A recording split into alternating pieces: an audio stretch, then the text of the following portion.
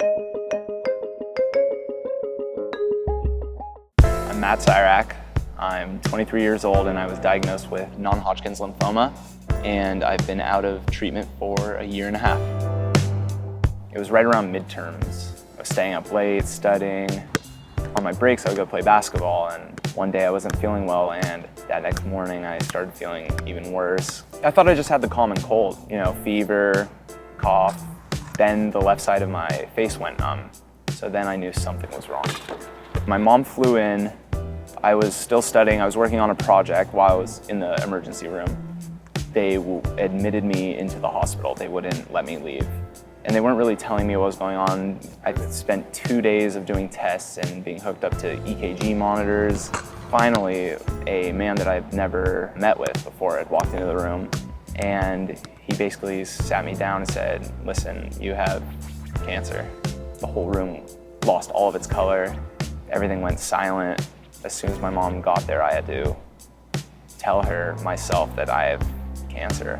And that was probably one of the hardest things I've ever had to do in my life. I went through 4 rounds of aggressive chemo.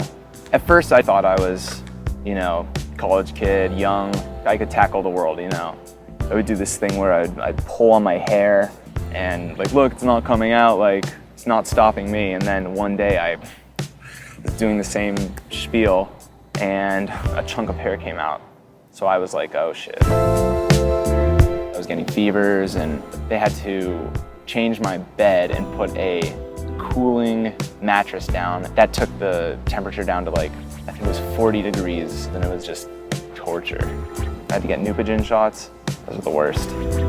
I had a bone marrow biopsy where they drilled into my back. I remember they tested that and they said that I was in remission.